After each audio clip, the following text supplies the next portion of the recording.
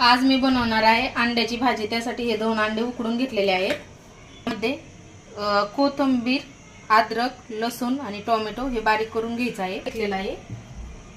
तर हा बारीक कट करून टाकायचा आहे आपल्याला। असं बारीक करून घेतलेला आहे टोमॅटोने। हे अंडे कट करून घ्यायचे आहेत छोटे।